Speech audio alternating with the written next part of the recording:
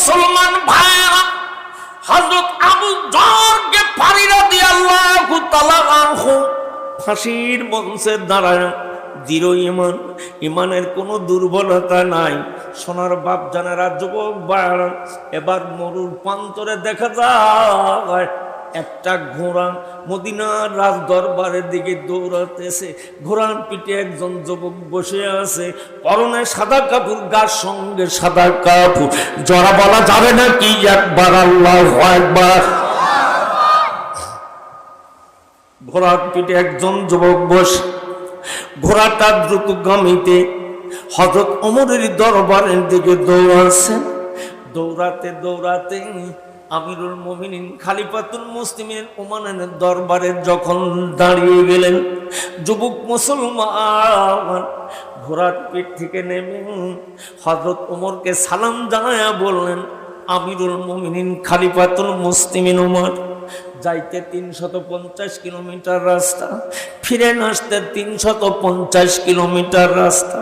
এই রাস্তাগুলি অতিক্রম করতে যাইয়া ফেরার পথে আমার ঘোড়াটা দুর্বল হয়ে গেছে। হুজুর, আমার যদি বেয়াদবি হয়ে যায় আমাকে আপনি ক্ষমার সুন্দর দৃষ্টিতে মাফ করে দেন। জোরে কলসম। আমার ফিরতে দেরি হয়ে গেছে। আমার দরদের নবীর সাহাবী আবু যরকে ফাঁড়ি ফাঁসির মঞ্চে দাঁড়ায়, আবু যরকে ফাঁড়ির যদি কল্লা যদি কাটা পড়ে যায় আমি রাসূলের শাফায়াত থেকে বঞ্চিত হয়ে যাব। আমিরুল মুমিনিন খলিফাতুল মুসলিমিন উমর, আপনি আমাকে মাফ করে দেন। এবার যুবক মুসলমানকে ফাঁসির মঞ্চে নিয়ে যাওয়া হলো। মুসলমান ব্যক্তির দুটি সন্তান ওমরের পিছনে জুমার নামাজ পড়ছে। হযরত ওমর কেমন নাই বিচারক বাদশাহ। ও মুসলমান, সম্মানিত সুধী সমাজ, আমি যে রুকুটির থেকে আয়াতে কারিমা আপনাদের সামনে তেলাওয়াত করছি, সূরাতুল আহজাব মাদিনী জিন্দেগিতে বিশ্বনবীর উপর আল্লাহ নাজিল করছেন। নাজিলের প্রেক্ষাপটে এই সূরাটির মধ্যে ৭৩টি আয়াতে কারিমা আছে, ৯টি রুকু আছে।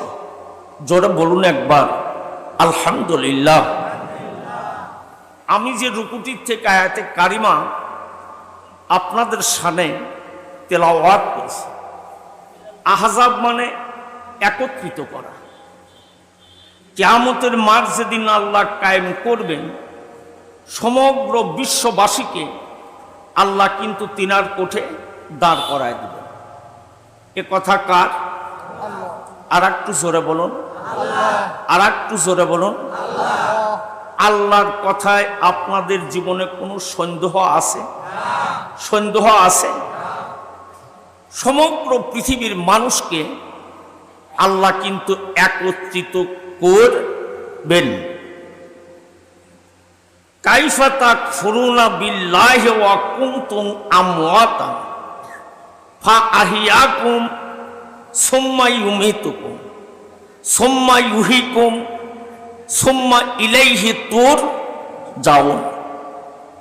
আল্লাহ কোরআনে কারিমের মধ্যে ঘোষণা করছেন, কুনতুম আমওয়াতান, তুমি ছিলে নিষ্প্রাণ, ফাআহিয়াকুম, আমি আল্লাহ তোমাকে জিন্দা করলাম, সুম্মা ইউমীতুকুম, এরপর আমি আল্লাহ মৃত্যু দেব, সুম্মা ইউহয়িকুম, পুনরায় আমি আল্লাহ তোমাদেরকে জীবিত করব, সুম্মা ইলাইহি তুরজাউন।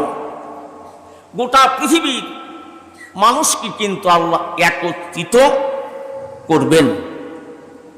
সোনার বাপজানেরা, যুবক ভাইয়েরা, গোটা শ্যাম সাধন মাস রমজান মাস ছিল, তাকওয়ার মাস, পরহেজগারিতার মাস, হুদাল্লিন নাসি ওয়াল বাইয়িনাতি মিনাল হুদাই ওয়াল ফুরকান।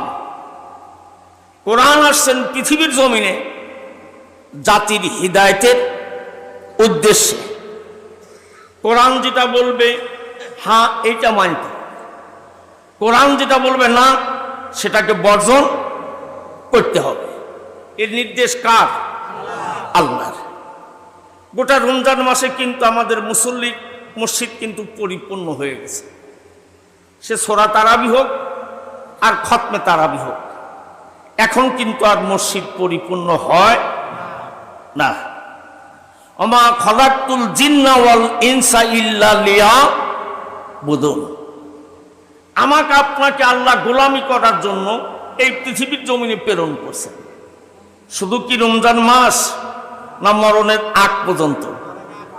আর একটু আস্তে কন, আর একটু জোরে কন। মানে রমজান মাসে রোজা করছি, তারাবি পড়ছি, শ্যাম সাধনা করছি, জান্নাত পায়া গেছি। আপনি জানেন রোজা করেও কিন্তু জাহান্নামে যাওয়া লাগবে, হজ করেও কিন্তু জাহান্নামে যাওয়া লাগবে, নামাজ পড়েও কিন্তু জাহান্নামে যেতে হবে। সারা জীবনে একটা মানুষ নামাজ পড়ে নেই, এমন একটা ভালো কাজ করতে, ভালো কাজের একটা ভালো কাজের বিনিময় আল্লাহ কিন্তু তাকে জান্নাত দেবে। ক্ষমতা কার? আর একটু জোরে বলেন। যদি শ্যাম সাধনা করেন, ইন্না আকরামাকুম ইনদাল্লাহি আতকাকুম। রমজান মাস ছিল তাকওয়ার মাস, পরহেজগারিতার মাস। সমস্ত ফাহেসা অন্যায় কাজ থেকে বিরত রাখছিল একমাত্র আমাকে আপনাকে শ্যাম সাধনার মাস, রোজার মাস। ওয়ান তাসুমু খায়রুল লাকুম ইন কুনতুম তা'লামুন। আপনি যদি কোনো ভালো কাজ দুনিয়ার জিন্দেগিতে করেন, এ প্রতিদিন দিনে ওনার মালিক কে? আর একটু জোরে কন, আল্লাহ। যদি আল্লাহকে রাজি খুশি করে যদি শ্যাম সাধনা করে, আল্লাহ রব্বুল আলামিন জান্নাত দেখায় দেবে। হে রোজাদারেরা, তোরা তো আমাকে পাওয়ার জন্যই তো শ্যাম সাধনা করছে। এই যে বেহেশতের দরজাটা খোলা রাখছি, না শুধু রোজাদারেরাই যাবে, আর কেউই যাবে না। আমার রোজাদার ব্যক্তিরাই, এরাই জান্নাতে যাবে, আর কেউ যাবে না এই জান্নাতের দরজা দিয়ে। রোজার মাসে যেরকম শ্যাম সাধনা করছেন, 5 ওয়াক্ত নামাজ আজান দিলেই পড়ছেন, জামাত পরিত্যাগ করতে চান নাই। আব্দুল্লাহ বিন মুবারক রহমাতুল্লাহ আলাইহির জীবনীতে একটা ছোট্ট ঘটনা আছে। তদানীন্তন সময় গোটা পৃথিবীর জমিনে আব্দুল্লাহ বিন মুবারক রহমাতুল্লাহ আলাইহির মতন এত যোগ্য আলেম একজনও ছিল না। আল্লাহ তাকে এত এলমে লাদুন্নি দান করেছিলেন। কিন্তু আব্দুল্লাহ বিন মুবারক রহমাতুল্লাহ আলাইহির বাড়ির পাশেই একজন প্রতিবেশী মানুষ ছিলেন, গরিব দিন দুঃখী মানুষ, কর্ম করে খাতেন। হাতুড়ি দিয়ে আগুনে লোহারে পুরায়া অস্ত্র বানায়া বাজারে বিক্রি করতেন। যে টাকাটা প্রফিট হতো, ওই টাকা দিয়ে বাজার করে স্ত্রীকে সঙ্গে করে, সন্তানাদিদেরকে সঙ্গে করে জীবন যাপন করতেন। আমাদের গাড়ি বাড়ি জায়গা জমি থাকার পরেও আমাদের লোভ কিন্তু দুনিয়াতে শেষ হয় না। আল হাকুমুত তাকাসুর হাত্তা যুরতুমুল মাকাবির। দুনিয়াটা এমন একটা লোভের জায়গা, লোভ করতে করতে আপনি কবর পর্যন্ত পৌঁছে গেছেন, আজরাইল থাপাতি ধরবে। তাও দুনিয়ার লোভ কিন্তু আমার আপনার শেষ হচ্ছে না। জমির পাশে একটা জমি আছে, মনে হয় এই জমিটা রাখতে পারলে একটু ভালো হইতে। বাড়ির পাশে আর একটা বাড়ি আছে, মনে হয় এই জায়গাটুক কিনবে পারলে আর একটা বাড়ি করে পারলে ভালো হইতে। এইরকম আমাদের লোভ লালসনা। পিস যদি পাই এবার 60 মন, আহারে আরো যদি 2 বিঘা লাগাইতেন পিস পাইতাম 120 মন। কথা কয় না কে? আপনারা সাতিয়ার মানুষ তো, পিজির আবাদে তো সারা বাংলাদেশে সাতিয়ার সুজানগর নাম করা। পাবনার জেলায় এত আল্লাহ এত পেঁয়াজ উৎপাদন করে। বর্তমান তো রানিং মনে হয় 2200 টাকা মন। রসুন যাচ্ছে নিম্নে 5 থেকে 6000 টাকা মন। যারা 50 মন রসুন পাইছেন, ঘরে খালি টেহাই, টেহার গরমে খালি বোর উপর রাগ দেহাই যে টাকা থব কোথায়। কথা কয় না কেরা? বাজান রে, এই যে একটা লোভ, লোভ করতে করতে মানুষ কবরে কিন্তু পৌঁছে যাচ্ছে। কবরের কিন্তু ভয় অন্তরে ঢোকে নাই। কবর যে কত বড় লম্বা জগৎ, হযরত আবু যর গিফারী রাদিয়াল্লাহু তাআলা আনহু কবরের মধ্য থেকে দাঁড়ায় কবরের আওয়াজ শুনছিলেন। এই যে কবরের আওয়াজ শুনে রাসূলের একজন বিশিষ্ট সাহাবী গিফার বংশের, তার চাইতে বড় সন্ত্রাস গিফার বংশে কেউ ছিল না। কালমা পড়ে বিশ্বনবীর কাছে ঈমান এনে কি হিদায়াতে আল্লাহ দান করলেন।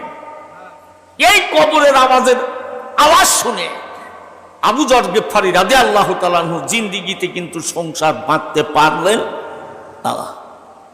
যে আবু যর গিফারী রাদিয়াল্লাহু তাআলা আনহুকে গোটা আসমান জগতের ফেরেশতা কুল আবু যরকে চিনতেন একমাত্র সূরা ইখলাস তেলাওয়াত করার কারণে, একমাত্র সূরা ইখলাস তেলাওয়াত করার কারণে। বিশ্বনবী আর জিবরাইল মদিনার মসজিদে নববীতে কথা বলতেছেন, জিবরিল আমিন ওহী নিয়ে আসছেন, আবু যর গিফারীর গার মধ্যে জ্বর আসছেন। আবু যর গিফারী রাদিয়াল্লাহু তাআলা আনহু কথা লক্ষ্য করে শুনবেন। আবু যর গিফারী রাদিয়াল্লাহু তাআলা আনহু চাদর মুড়ি দিয়ে আপনার মসজিদে নববীর সামনে দিয়ে হেঁটে যাচ্ছেন। হযরত জিবরাইলের চোখে পড়ে গেছে। হযরত জিবরিল আমিন আবু যরকে দেখে নবীজিকে বললেন, নবী গো, ওই দেখেন আপনার আবু যর গিফারী রাদিয়াল্লাহু তাআলা আনহু হেঁটে যাচ্ছেন। তো বিশ্বনবী জিবরাইলকে জিজ্ঞাসা করলেন, ভাই জিবরাইল, আবু যর গিফারীকে আপনি কেমন করে চিনলেন? তে জিবরিল আমিন বলতেছে, নবী, আমি শুধু জিবরাইল নয়, আমি জিবরাইল নয়, গোটা আসমান জগতে যত ফেরেশতা কুল আছে আপনার সাহাবী আবু যর গিফারী রাদিয়াল্লাহু তাআলা আনহুকে সকল ফেরেশতা কুল চেনে। জোরে বলুন একবার সুবহানাল্লাহ। নবীজি প্রশ্ন করলেন, জিবরাইল, আমার আবু যর গিফারী জীবনে এমন কি আমল করে যে আমলের কারণে আসমান জগতের ফেরেশতা কুল চেনে? হযরত জিবরিল আমিন বললেন, নবী গো, আপনার আবু যর গিফারী রাদিয়াল্লাহু তাআলা আনহু আল্লাহর একাত্মবাদকে স্বীকার করার জন্য সূরা ইখলাস, কুল হুয়াল্লাহু আহাদ, সর্বক্ষণ আবু যর গিফারী রাদিয়াল্লাহু তাআলা আনহু আল্লাহর পরিচয় দেওয়ার জন্য একমাত্র সূরা ইখলাস বেশি বেশি তেলাওয়াত করেন। জোরে বলুন একবার সুবহানাল্লাহ। আমরা তো মসজিদে যাই নামাজ পড়বে, তাই না?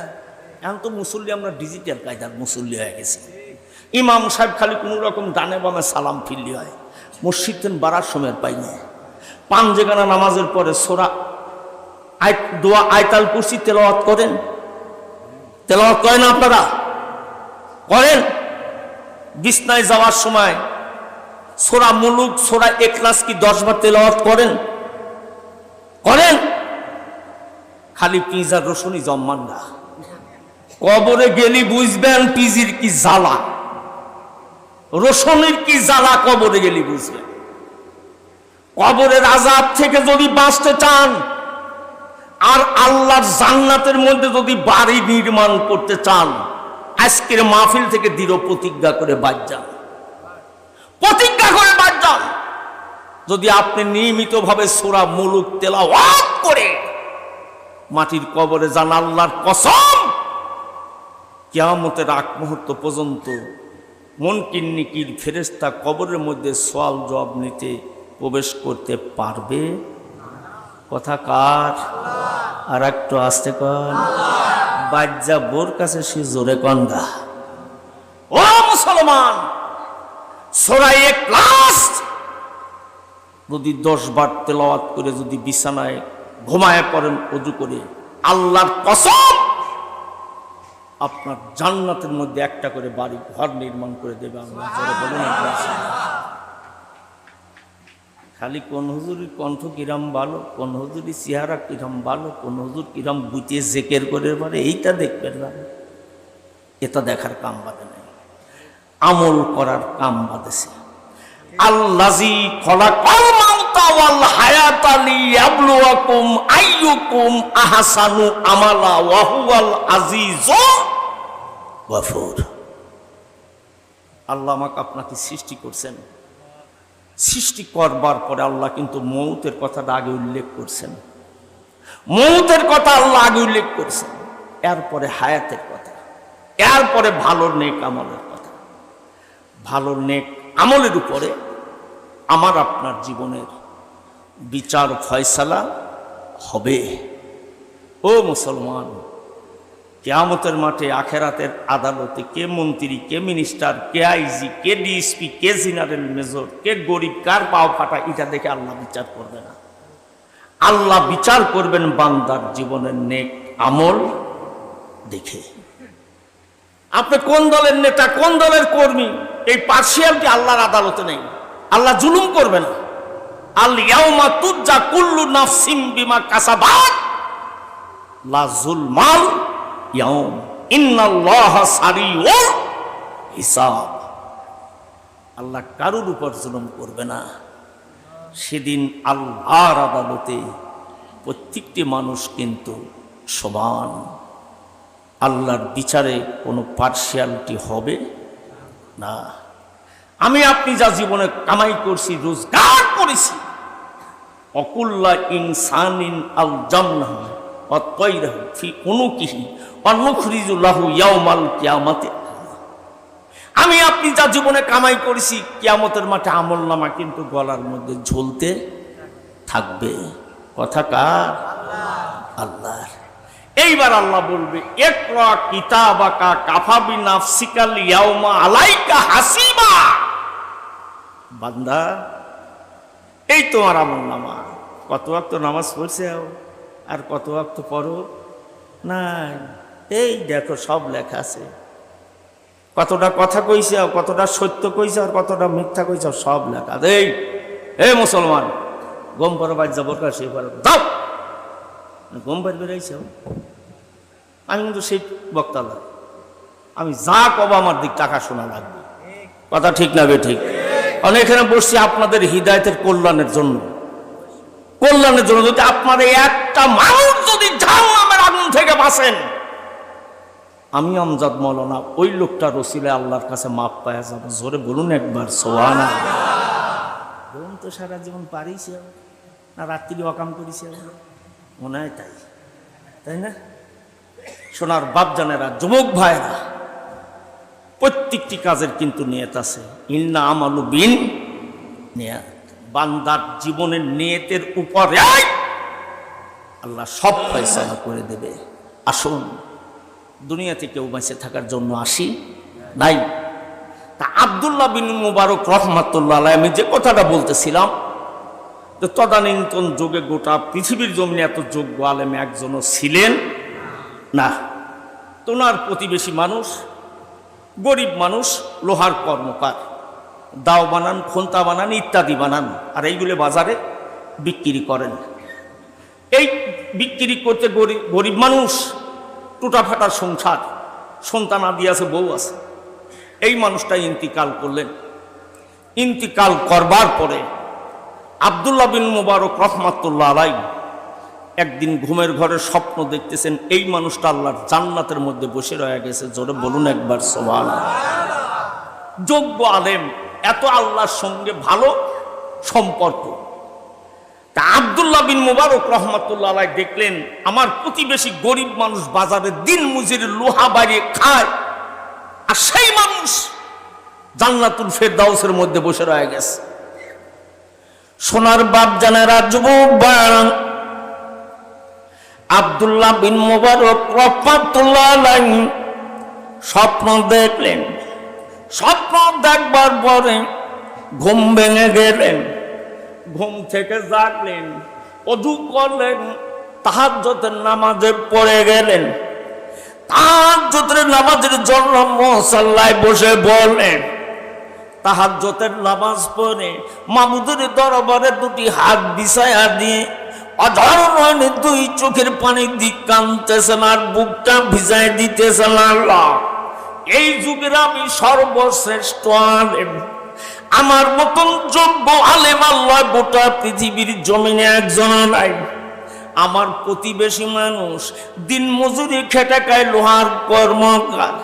এই মানুষটা না জানি আল্লাহ জীবনে কোন আমল করেছে, যেই আমলের বিনিময়ে আল্লাহ তুমি তাকে জান্নাত দান করেছো। জোরে বলা যাবে নাকি একবার সুবহানাল্লাহ? কোন আমল করছে, যেই আমলের কারণে আল্লাহ রাব্বুল আলামিন তাকে জান্নাত দান করছে।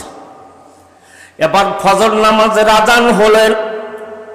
আব্দুল্লাহ বিন মুবারক রাহমাতুল্লাহ আলাইহি জামাতের সঙ্গে নামাজ পড়লেন। হাঁটতে হাঁটতে চলে গেলেন গরিব মানুষটার বাড়িতে। গরিব মানুষের দরজার কাছে যাই না ফজর নামাজ অন্তে আব্দুল্লাহ বিন মুবারক রাহমাতুল্লাহ আলাইহি সালাম জানালেন। ভিতর থেকে সালামের জবাব আসলো। আব্দুল্লাহ বিন মুবারক বলতেছেন, মা আমি আব্দুল্লাহ বিন মুবারক তোমার দরবারে আসছি, তুমি ঘরের বাইরের দরজাটা তুমি খুলে দাও গো মা। এবার মহিলাটি বাইরের দরজাটা খুললেন। আব্দুল্লাহ বিন মুবারক রাহমাতুল্লাহ আলাইহি মহিলাটি বিধবা মহিলাটিকে জিজ্ঞাসা করলেন, আপনার স্বামী জিন্দেগিতে এমন কোন ভালো নেক আমল করেছে, এমন কোন নেক আমল করেছে যে নেক আমলের বিনিময়ে আল্লাহ রাব্বুল আলামিন রাজি খুশি হয়ে গেছে? আপনার স্বামী আল্লাহর জান্নাতের মধ্যে বসে রয়ে গেছে। স্ত্রী দুটি চোখের পানি দিয়ে কান্দেন আর বলে, হুজুর এই যুগের আপনি একজন বড় মুহাক্কিক, বড় মুহাদ্দিস আলেম। আমার স্বামীকে আমি জিন্দেগিতে কোনোদিন কোনো ভালো নেক আমল করতে দেখিনি, তবে আমি দীর্ঘদিন তার সংসার বাঁচি, আমি দীর্ঘদিন স্ত্রী হিসাবে তার ঘরে জীবন কাটাই, তবে আমার স্বামীর জীবনে আমি কখনো ভালো আমল কিন্তু করতে দেখিনি, তবে একটা নেক আমল আমার স্বামীর জীবনে আমি স্ত্রী হয়ে করতে দেখছি। মহিলাটি দুই চোখের পানি দিয়ে কান্দে আর বুকটা ভিজায় দেয়। আমার স্বামীর জীবনে আমি তেমন কোনো ভালো নেক আমল দেখিনি, তবে জীবন ভর আমি একটা আমল করতে দেখছি, সংসার বাঁধবার পরে হাতুর দিয়ে লোহারে পোড়ায়া অস্ত্র বানায়। মুয়াজ্জিন যখন মসজিদ আযান দেয়, আল্লাহু আকবার, আল্লাহু আকবার, আল্লাহ মহান, আল্লাহ বড়, এই কথা শোনার সঙ্গে সঙ্গে আমার স্বামীর কাঁধের উপর যদি হাতুরটা উঁচু হয়ে থাকে, আমার জিন্দেগিতে কখনো আযান হওয়ার পরে ওই লোহার গায়ে হাতুর দিয়া পিটুনি দেওয়া একটা জীবনে দেখি নাই। জোরে বলা যাবে না কি একবার সুবহানাল্লাহ? আমার জিন্দেগিতে আযান আল্লাহু আকবার, আল্লাহু আকবার ধ্বনি যখনই উচ্চারিত হয়েছে, আমার স্বামীর কাঁধের উপর হাতুরটা থাকতো, হাতুরটা আস্তে করে জমিনে ফেলায় দিয়ে আল্লাহর ঘরের মসজিদের সাথে ভালো সম্পর্ক তৈরি করতো। জোরে বলুন একবার। বেহেশত কোথায়? বেহেশত দুনিয়ায়, বেহেশত দুনিয়ায় রয়ে গেছে। ও রাজুলুন কলবুহু মুআল্লাকুন বিল মাসাজিদে, বুখারীর হাদিস। দুনিয়ার জীবনে যেই যুবকগুলো আল্লাহর ঘর মসজিদের সঙ্গে ভালো সম্পর্ক তৈরি করেছে ওই যুবকেরাই বিনা হিসাবে আল্লাহর জান্নাতে যাবে। ওই যুবকেরাই আরশে আজিমের ছায়ার মধ্যে সারিবদ্ধ হয়ে দাঁড়ায় যাবে। জোরে বলুন একবার সুবহানাল্লাহ। রমজান মাসে যেমন মসজিদের সঙ্গে ভালো সম্পর্ক তৈরি করছিলেন, আমি আপনি হায়াতে জিন্দেগিতে যত দিন বাঁচব দুনিয়াতে এইভাবে রমজান মাসের মতন মসজিদের সঙ্গে ভালো সম্পর্ক তৈরি করেন। আল্লাহ আমার আপনার উপর রাজি খুশি হয়ে যাবে। হায়াত আর রিজিক ইজ্জত মানুষের দ্বারা চাইতে চাবে না, আল্লাহ ফেরেশতার দ্বারা হায়াত আর রিজিক বাইট পাঠায়া দেবে। জোরে বলুন একবার সুবহানাল্লাহ। খারাপ লাগতেছে? সোনার বাপ জানের আর যুবক বাড়া জীবন ভর লোহা বাড়ালেন, কামারের কাজ করলেন। মুহাদ্দিস আব্দুল্লাহ বিন মুবারক রাহমাতুল্লাহ আলাইহি পূর্বে এই লোহার কর্মকার আল্লাহর জান্নাতে গেলেন। আল্লাহ রাব্বুল আলামিন কোরআনে কারিমে ঘোষণা করেন, ইন্নাল্লাযীনা আমানু সালিহাতি কানাত লাহুম জান্নাতুল ফিরদাউস নুজুলা। জোরে বলা যাবে না কি একবার আল্লাহু আকবার? ইন্নাল্লাযিনা আমানু ওয়া আমিলুস সালিহাত, নিশ্চয় ঈমান আনছি কার উপরে? আল্লাহর উপরে। আল্লাহর উপরে ঈমান আনার সঙ্গে সঙ্গে আমলে সলে নেক কাজ আমার আপনার জীবনে করতে হবে। অমর বিল মারুফে আনহানিল মুনকার, ভালো কাজগুলি দুনিয়াতে করতে হবে, আর মন্দ কাজ থেকে আমার আপনার জীবনে বিরত থাকতে হবে। কয় তারিখ ঈদ গেছে? 11 তারিখ, তাই না? 11 এপ্রিল, রোজ বুধবার, রোজ বৃহস্পতিবার, 11 এপ্রিল। কালকে একটা ইউটিউবে ঘটনা দেখলাম, 11 এপ্রিলে ঈদ উদযাপন হয়েছে। ঈদের দিন থেকে শুরু করে কাল পর্যন্ত 280 জন খালি পঙ্গু হাসপাতালে। কয়শো জন? 380 জন। 380 জন পঙ্গু হাসপাতালে।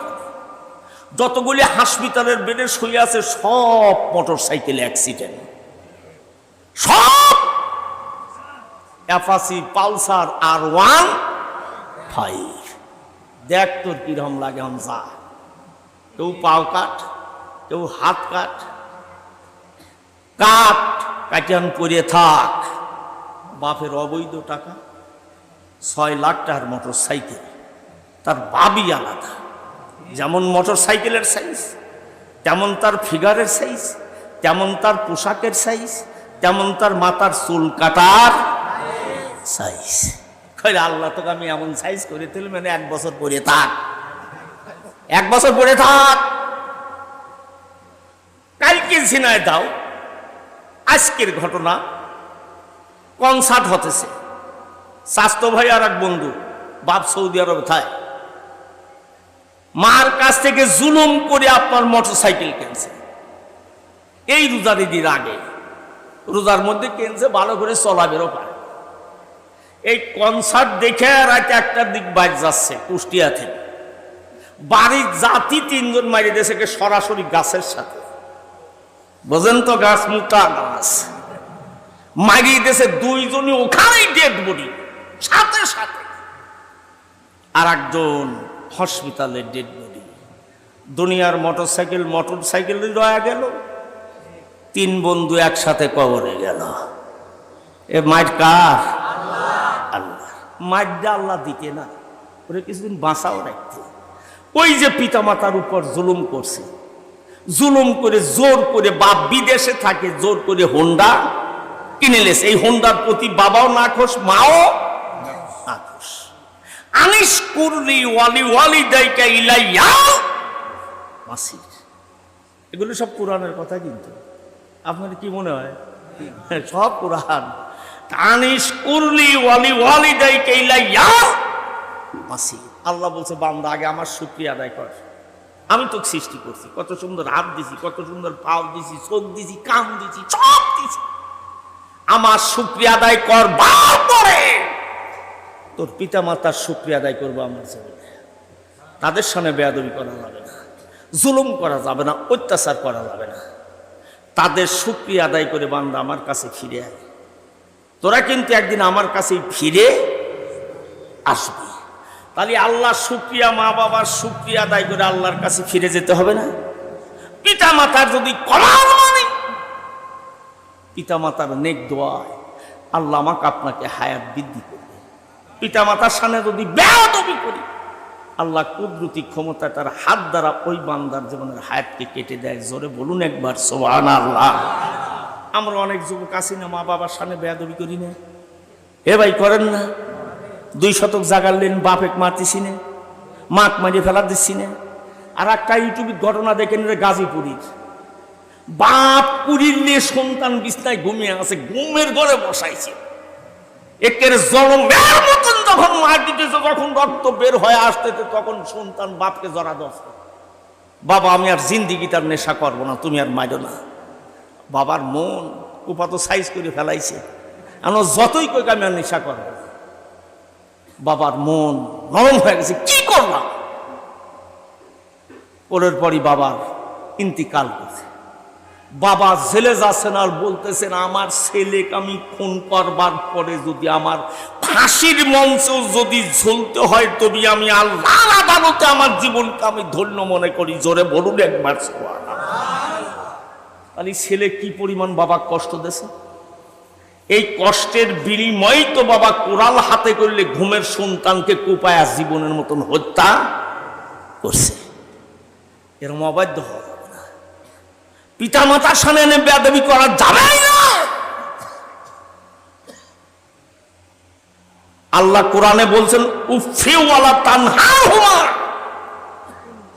পিতা মাতার সামনে উহু শব্দটুকু কোনো উচ্চারণ করা যাবে না। আর সেই মা বাবাকে আমরা কষ্ট দিয়ে যদি মোটরসাইকেল কিনি, বাবা বিদেশে কত কষ্ট করে টাকা কামাই করে, এই দেশের কোনো যুবক বিদেশে যায় নাই, সৌদি আরবে 300 টাকা বেতন লাদেন গ্রুপ কোম্পানিতে রাস্তা ঝাড় দিতেছে। ওদের চেহারা দেখলে চোখের পানি ঝরঝর করে আসে। বাজান তোরা বাঁচিস কেবা করে, এই 300 টাকার বেতনে চাকরি করিস, 400-500 রিয়ালের।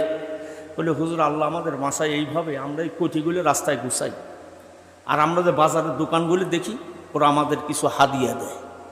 এই হাদিয়ার বিনিময়ে আল্লাহ আমাদের এই জীবনটা সৌদির জমিনে বাঁচায় রাখছে। জোরে বলুন একবার সুবহানাল্লাহ। সেই কষ্টের অর্জিত পয়সা দিয়া, বাবার যদি কষ্ট দিয়া, মার যদি কষ্ট দিয়া একটা কিছু করি, আল্লাহ তো আমার আপনার উপর রাজি খুশি থাকবে না। রাজি খুশি করতে হলে রেজার রব্বি রেজার ওয়ালিদাইন, আল্লাহকে যদি রাজি খুশি করতে পারে, আগে দুনিয়াতে পিতা মাতাকে রাজি খুশি করতে হবে। মা বাবা যদি রাজি খুশি করতে পারেন, আল্লাহ রব্বুল আলামিন আমার আপনার উপর রাজি খুশি হয়ে যাবে। জোরে বলুন একবার।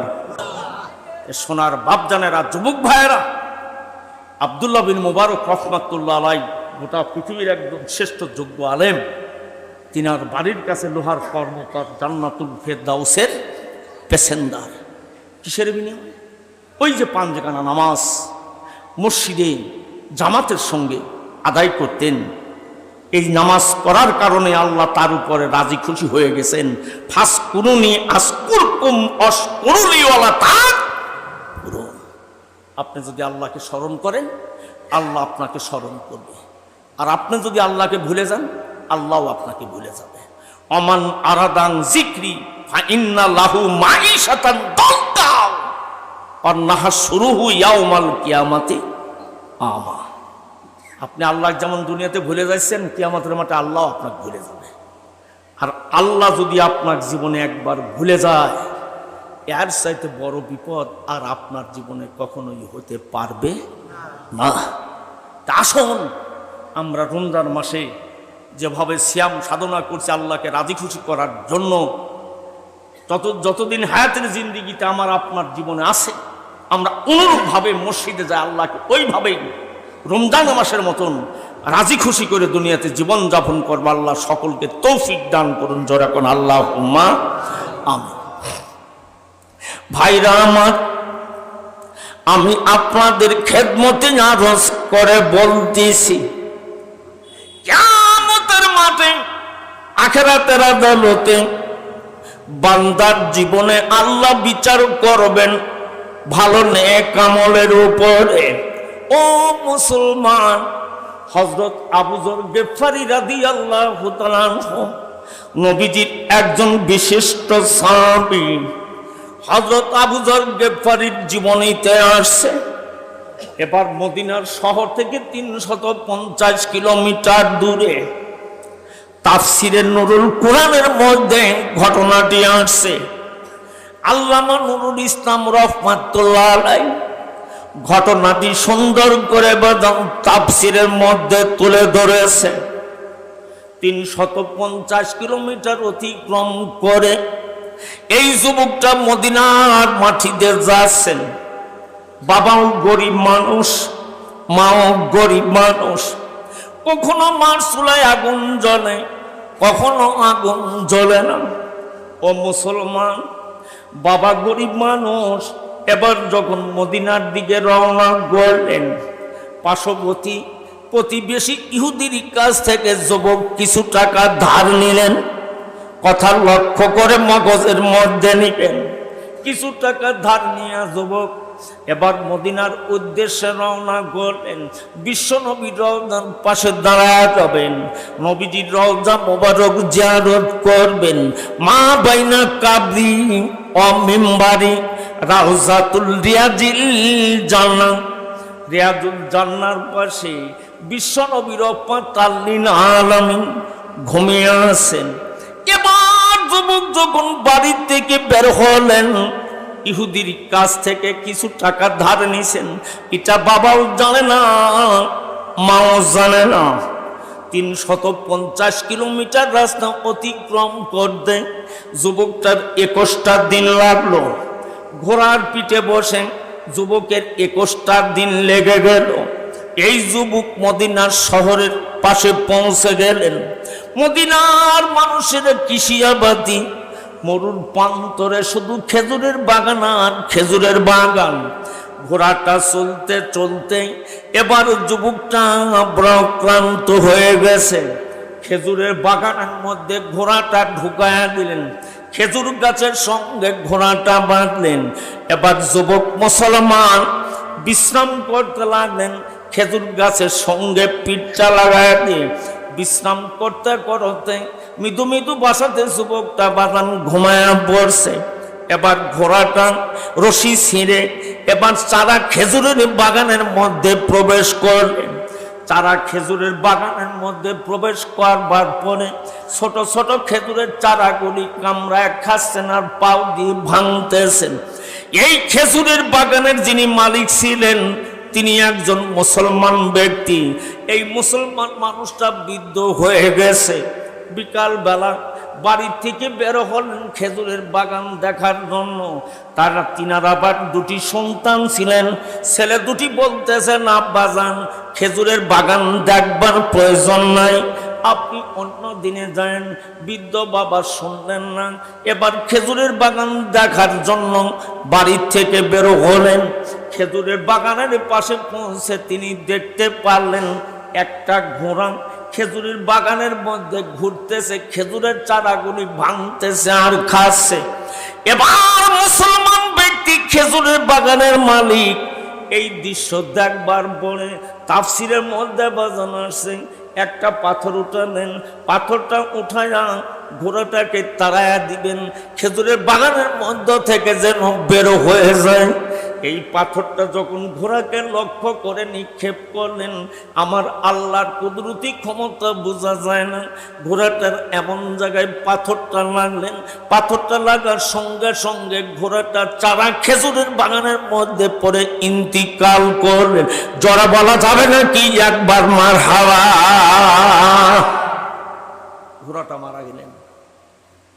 খেজুরের বাগানের মালিক চিন্তা করলো, আল্লাহ আমি কি অন্যায় করলাম, না জানি কার ঘোড়া আমার আঘাতে, পাথরের আঘাতে মারা গেল। ঘোড়ার মালিককে যদি আমি খুঁজে না পাই, এই মরা ঘোড়াটাকে যদি জমিনে রেখে ফেলে রেখে চলে যায়, তাহলে কিয়ামতের মাঠে আখিরাতের আদালতে আল্লাহর কোর্টে আমার আসামি হয়ে জবাবদিহি করতে হবে। জোরে বলুন একবার সুবহানাল্লাহ। তো দরুদ শরীফ পড়েন আল্লাহুম্মা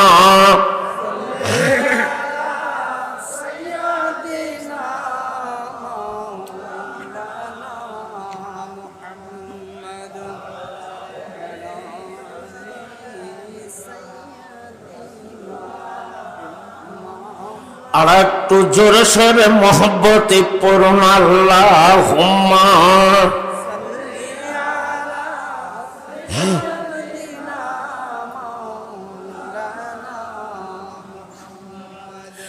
আলা আলে সাইয়্যিদিনা। কোথায় রইলেন আবু বকর, ওমর, উসমান, হে আলী, তোমাদের বিহনে আজকের ইসলাম মদিনার বুকে যায় চলি। আল্লাহুম্মা জোরে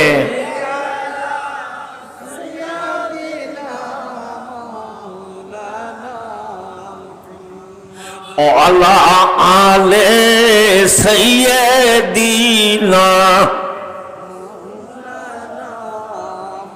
সোনার বাপ জানে রাত যুবক ভাইরা, ঘোড়াটা মারা গেলেন। মুসলমান ব্যক্তি ঘোড়ার পাশে কিন্তু দাঁড়িয়ে রয়ে গেলেন, মালিককে জমিনে তালাশ করতে লাগলেন। ভিনদেশি মুসলমান এবার ঘুম ভাঙলেন, ঘুম থেকে জেগে দেখে খেজুর গাছের সঙ্গে ঘোড়াটা বান্ধা নাই। ও মুসলমান ঘোড়াকে বাজান তালাশ করতে লাগলেন। তালাশ করতে করতে খুঁজে পেয়ে গেলেন খেজুরের চারা বাগানের মধ্যে ঘোড়াটি মরা অবস্থায় পড়ে রয়ে গেছে। ঘোড়ার পাশে একজন বৃদ্ধ মুসলমান দাঁড়ায় আছে। এবার যুবক চলে গেলেন হাঁটতে হাঁটতে বৃদ্ধ মুসলমানের কাছে। বৃদ্ধ মুসলমানকে জিজ্ঞাসা করলেন ঘোড়াকে কে হত্যা করেছে। বৃদ্ধ মুসলমান বলে বাবা তুমি কি এই ঘোড়ার মালিক?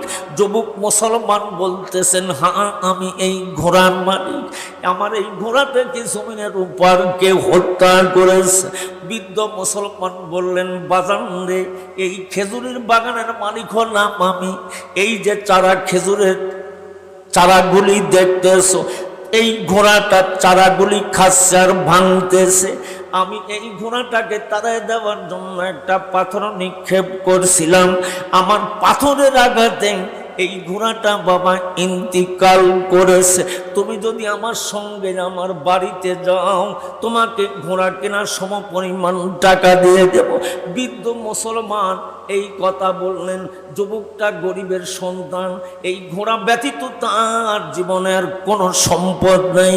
350 কিলোমিটার রাস্তা অতিক্রম করছে। দরদের নবীর ভালোবাসায় মদিনার রাউজার পাশে গিয়ে দাঁড়াবে। যুবকটা ধৈর্য ধারণ করতে পারলেন না। বৃদ্ধকে ধরার সঙ্গে সঙ্গে বৃদ্ধ জমিনের উপর পড়ে গেলেন। পড়ে যাওয়ার সঙ্গে সঙ্গে মালাকাল মউত আজরাইল রূহটা কবজ করে নিয়ে গেল। ফাইজা যা আজালুহুম লা ইস্তাখিরুনা সাআতান ওয়া লা ইস্তাকদিবুন। নির্ধারিত সময় যখন শেষ হয়ে গেছে, মালাকাল মউত আজরাইল রূহটা কবজ করে নিয়ে গেলেন।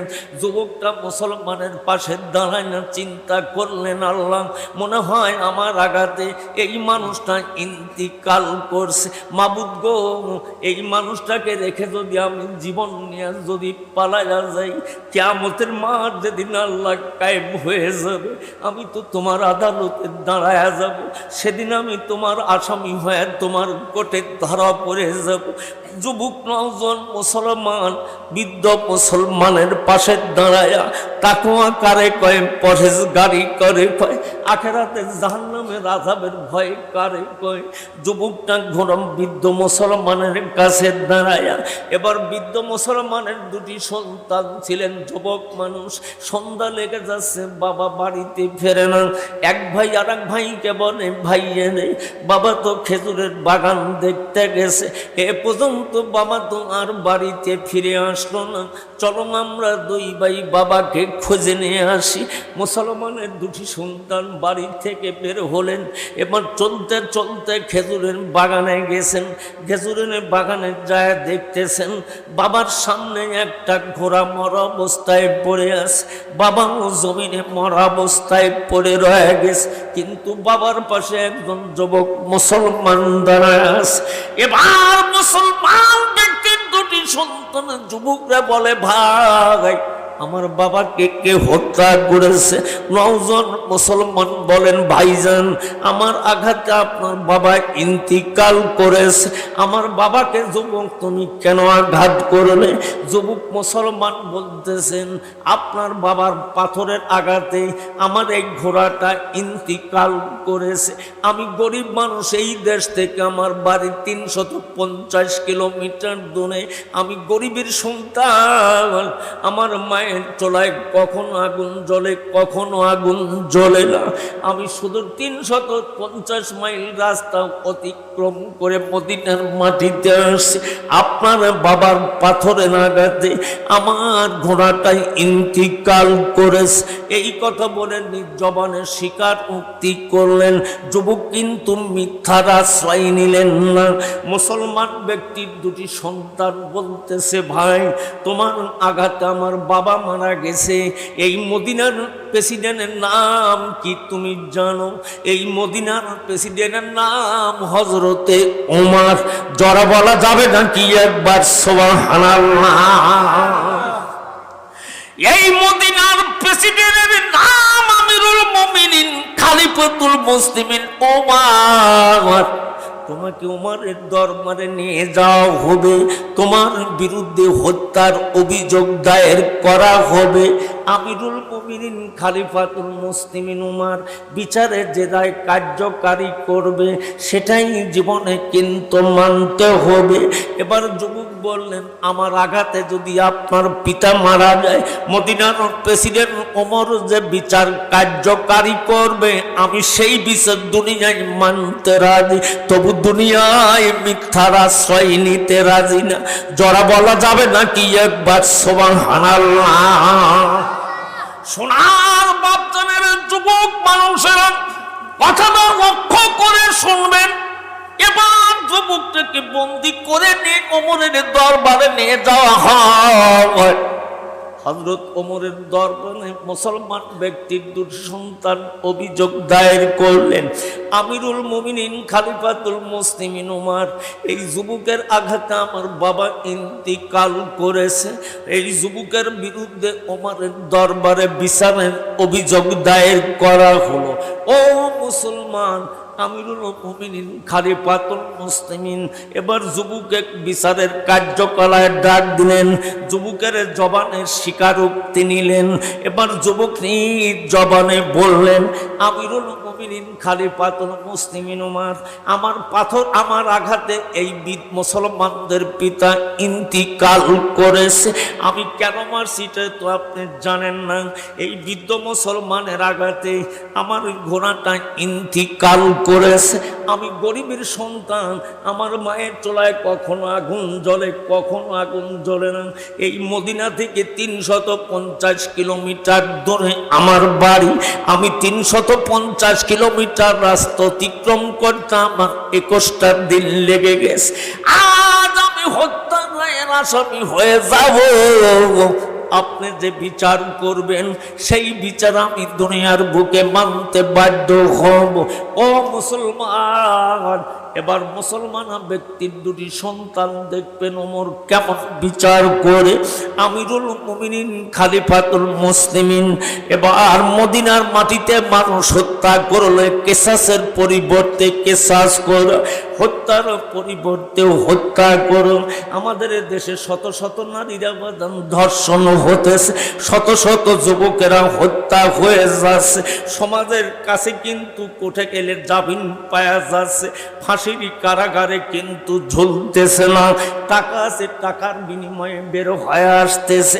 দুনিয়ার জমিনে টাকার বিনিময়ে যদি তুমি যুবক তুমি যদি বের হয়ে যাও, কিন্তু কিয়ামতের মাঠে আখিরাতের আদালতে আল্লাহর কোর্টে টাকা কিন্তু চলবে চলবে। সোনার বাপ জানেরা, যুবক বায়না, এবার যুবকের বিচার করা হবে। আমিরুল মুমিনিন খলিফাতুল মুসলিমিন ওমর এবার যুবকদেরকে বললেন, আগামী মাসের প্রথম জুমায় আমার পিছনে নামাজ পড়বে। যুবকের আমি বিচার করে দেব। কেসাসের পরিবর্তে কেসাস করা হবে, হত্যার পরিবর্তে হত্যার করা। আমিরুল মুমিনিন খলিফাতুল মুসলিমিন ওমর এই যুবকের ফাঁসির রায় কার্যকারী করে দেয়। ফাঁসির রায় কার্যকারী হয়ে গেল। ও মুসলমান, আগামী মাসের প্রথম জুমার নামাজ অন্তে এই যুবকের কল্লা কেটে দেওয়া হবে মদিনার মসজিদের নববীর সামনে। এবার হযরত ওমর মুসলমান ব্যক্তির দুই সন্তানকে বললেন, আপনারা দুই ভাই বাড়িতে চলে যাবেন, আগামী মাসের প্রথম জুমার নামাজ আপনারা আমার পিছনে পড়বেন। এবার দুই ভাই বিদায় নিয়ে চলে যাচ্ছেন। ও মুসলমান, এই যুবকের বিচার দেখার জন্য ওমরের দরবারে হাজার হাজার নবীর সাহাবী রয়ে গেছে। যুবকের যখন ফাঁসির রায় কার্যকারী হয়ে গেল, ভিনদেশি মুসলমান ওমরের দরবারে দাঁড়িয়ে বললেন, আমিরুল মুমিনিন খলিফাতুল মুসলিমিন ওমর, আমি আপনার দেশের মুসাফির একজন মেহমান।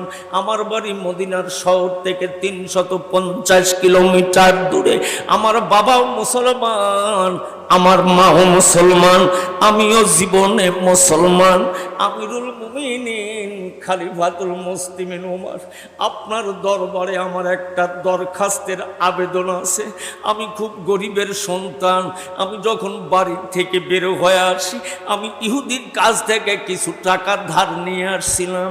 এই টাকা যদি আমি পরিশোধ যদি না করতে পারি, এর পূর্বে যদি আমার কল্লাটা তা কেটে দেন, ইহুদিরা মুসলমানদেরকে কিয়ামতের আগ পর্যন্ত গালি দেবে। মুসলমানেরা মুনাফিক, মুসলমানেরা ওয়াদা দিয়ে ওয়াদা রক্ষা করে না। হযরতে ওমর,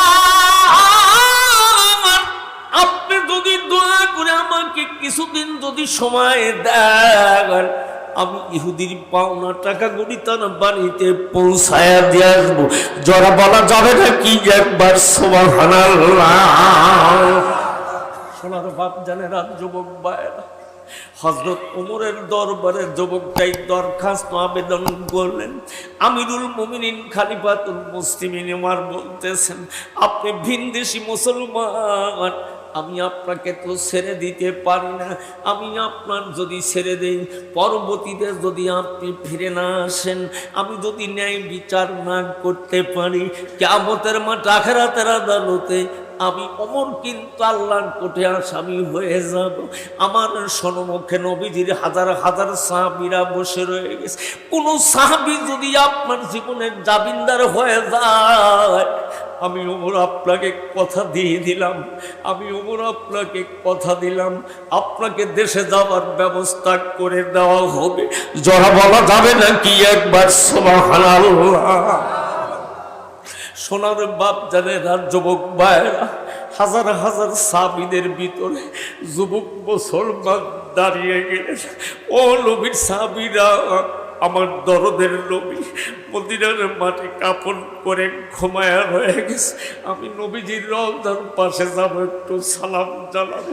এমন কোন যুবক মুসলমান নাই আমার জীবনের কয়টা দিনের জামিনদার হয়ে যাবেন। আমি ইহুদি আমার কাছে কিছু পাওনা টাকা পাবে, আমি যদি ফিরায় না দিতে পারি রে ভাই, কিয়ামতের মাঠে আখিরাতের আদালতে আমি আল্লাহর কোর্টে আসামি হয়ে যাব। নিঃসন্দেহে আমি একজন জাহান্নামের প্যাসেঞ্জার হয়ে যাব। আল মুফুনা বিআহাদিহিম ইজা আহাদু, যারা ওয়াদা দিয়ে ওয়াদা রক্ষা করে না তারা কিন্তু মুনাফিক। আর মুনাফিকদের জাহান্নামের 7টা স্তর আছে। ফা উম্মুহু হাবিয়া, সর্বনিম্ন স্তর হতেছে হাবিয়া। এইটা ওয়াদা ভঙ্গকারীদের জন্য। যুবক মুসলমান নবীর সাহাবীদের দিকে তাকায় দুই চোখের পানি দিয়ে কাঁদতেছেন। এমন কোন দরদের নবীর সাহাবী নেই আমার কয়টা দিনের জন্য জামিনদার হয়ে যাবেন। সমস্ত সাহাবীদের মাথা হেট হয়ে গেল। যুবক আবার বললেন, ও দরদের নবীর সাহাবী না, এমন কোন সাহাবী নাই আমার জীবনের কয়টা দিন জামিনদার হবেন। এবার ফাঁসির রায়ের আসামির কেউ জামিনদার হলো না। তৃতীয়বার যখন তিনি কাঁদতেছেন আর বলতেছেন, কোরআনে কারিমের একটা আয়াত তেলাওয়াত করলেন, ইন্নাল মুমিনুনা ইখওয়াত, আল্লাহ কোরআনে ঘোষণা করেছেন নিশ্চয়ই এক মুসলমান অপর মুসলমানের ভাই, এমন কোন মুসলমান নাই। আমার পাশে একটু দাঁড়ায়া যাবেন। আজ ফিলিস্তিনের দিকে বাজার নজর করে তাকায়া দেখেন, ফিলিস্তিনের শিশু সন্তানদের দিকে নজর করে তাকাইলে কেউ বাপ হারা হয়ে গেছে, কেউ মা হারা হয়ে গেছে, কারোর বাবাও নাই মাও নাই, খাবারের অভাব, পানির কষ্টের অভাব। যেই বাইতুল মুকাদ্দাস গোটা পৃথিবীর একদিন কিবলা ছিলেন, সেই বাইতুল মুকাদ্দাসকে কেন্দ্র করে ফিলিস্তিনের মুসলমানেরা জীবন কুরবান করতেছে। যেই বাইতুল মুকাদ্দাসের ভেতরে মুসলমানেরা নামাজ পড়ে যে দোয়া করলে আল্লাহ দোয়াখানা কবুল করে নেয়, সেই ফিলিস্তিনের মুসলমান ভাইয়েরা কিন্তু বাইতুল মুকাদ্দাসে যেতে পারছে না। সুবহানাল্লাযী আসরা বিআবদিহি লাইলাম মিনাল মাসজিদিল হারাম ইলাল মাসজিদিল আকসা। গোটা পৃথিবীর মুসলমানদের একদিন কিবলা ছিল বাইতুল মুকাদ্দাস। আজ বাইতুল মুকাদ্দাসের জন্য যাই মুসলমানগুলি জীবন কুরবান করতেছে, ভাইরা আমার, কিয়ামতের মাঠ যেদিন আল্লাহ কায়েম করবে, এই মুসলমানগুলি যখন রক্ত অবস্থায় আল্লাহর কঠিন দাঁড়ায় যাবে, আল্লাহ জিজ্ঞাসা করবে, বান্দারে তোদের গায়ে এত তাজা রক্ত কেন? ওই মুসলমানগুলি কাঁদবে আর বলবে, আল্লাহ তোমার সর্বপ্রথম কিবলা বাইতুল মুকাদ্দাসকে রক্ষা করার জন্য আজ আমরা জেরুজালেমের মুসলমানগুলি জীবন কুরবান করছিলাম। আল্লাহ রাব্বুল আলামিন ফেরেশতাদেরকে ডাক দিয়ে বলবে, ফেরেশতারা যেই মুসলমানগুলি বাইতুল মুকাদ্দাসকে রক্ষা করার জন্য জীবন কুরবান করেছে, যাও রে ফেরেশতারা, আজকে কিয়ামতের মাঠ আখিরাতের আদালতে আমি আল্লাহ আমার ঈমানদার মুমিনদেরকে বিনা হিসাবে জান্নাত দিয়ে দিলাম। জোরে বলা যাবে নাকি একবার সুবহানাল্লাহ?